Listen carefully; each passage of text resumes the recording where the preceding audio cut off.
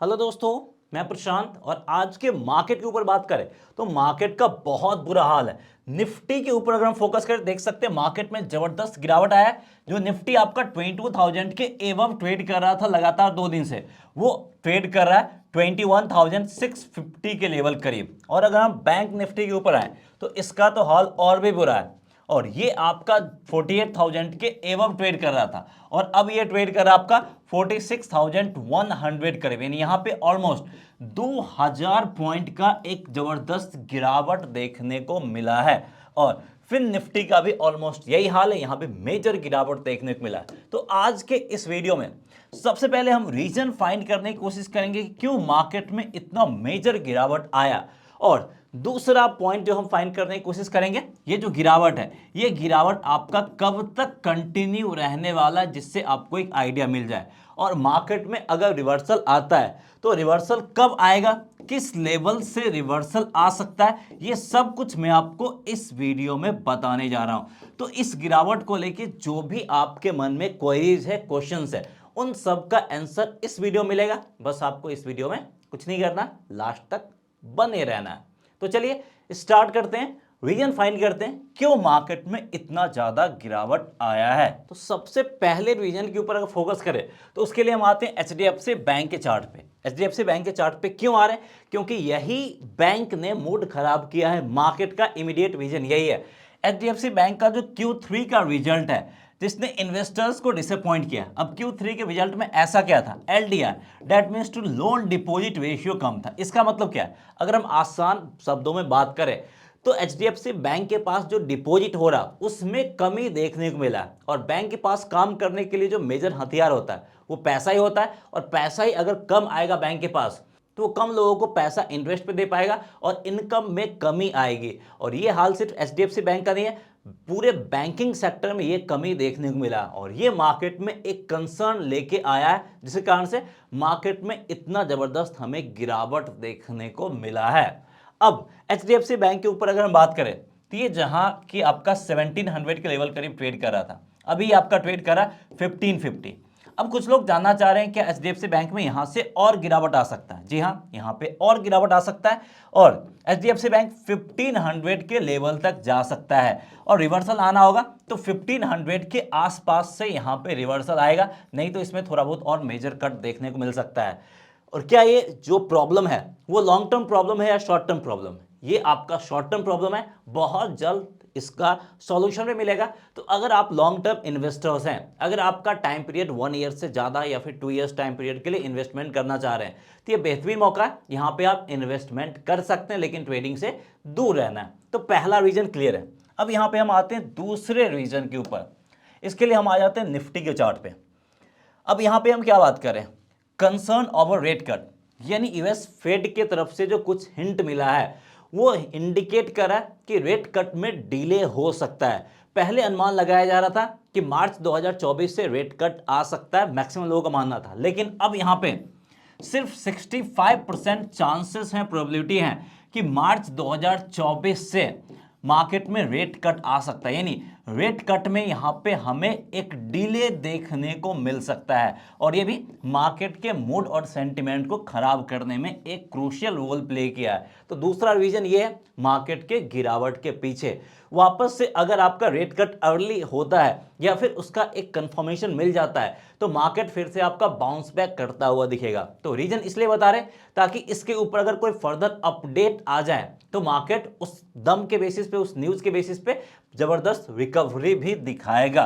तीसरे पॉइंट के ऊपर अगर हम फोकस करें तो उसके कारण से यूएस बॉन्ड यील्ड भी आपका 4% के करीब पहुंच गया है और डॉलर इंडेक्स भी पूरे मंथ के हाईएस्ट लेवल पे पहुंच गया, लास्ट 30 डेज के हाईएस्ट लेवल पहुंच गया।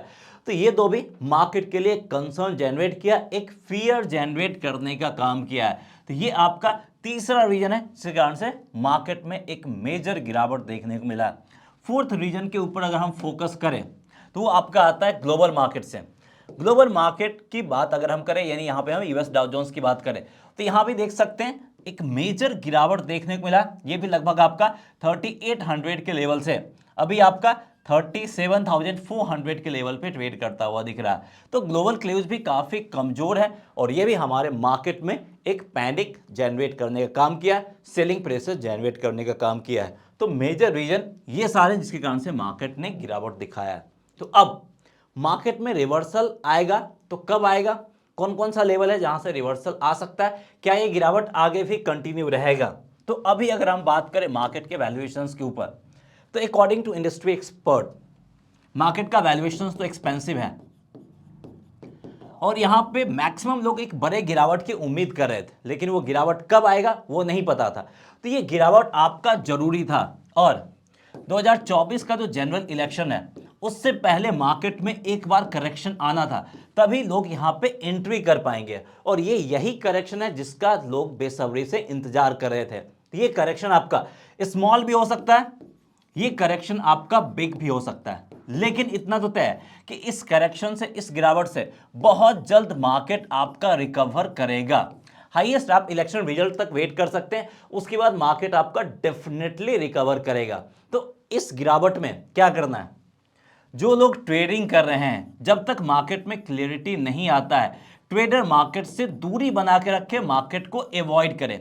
वहीं अगर आप इन्वेस्टर हैं और आपका टाइम पीरियड 12 मंथ से एवव का है, तो ये जो मार्केट में गिरावट आया है, इस गिरावट में आप इंस्टॉलमेंट में इन्वेस्टमेंट कर सकते हैं। कैसे इंस्टॉलमेंट में इन्वेस्टमेंट कर सकते हैं, जितना फंड आप लगा रहे हैं उसको 1, 2, 3, 4 पार्ट्स में डिवाइड कर दें। फॉर एग्जांपल अगर आप 10,000 का कैपिटल मार्केट में लगाने की बात करें तो उसको 4 पार्ट्स में डिवाइड कर ले, यानी 2,500 यहाँ पे, 2,500 सेकेंड, 2,500 तीसरे गिरावट पे और 2,500 चौथे गिरावट पे, यानी एक इंस्टॉलमेंट यहाँ पे आपको डाल देना और अगला इंस्टॉलमेंट रखे रहना। जैसे मार्केट में 2-3% का और गिरावट आएगा तो अगला इंस्टॉलमेंट फिर चला जाएगा। तो ऐसे ही मार्केट में आप 10% के मेजर गिरावट के लिए तैयार रहेंगे, उतना आएगा नहीं, लेकिन आपको खुद को इस तरीके से प्रिपेयर करना है।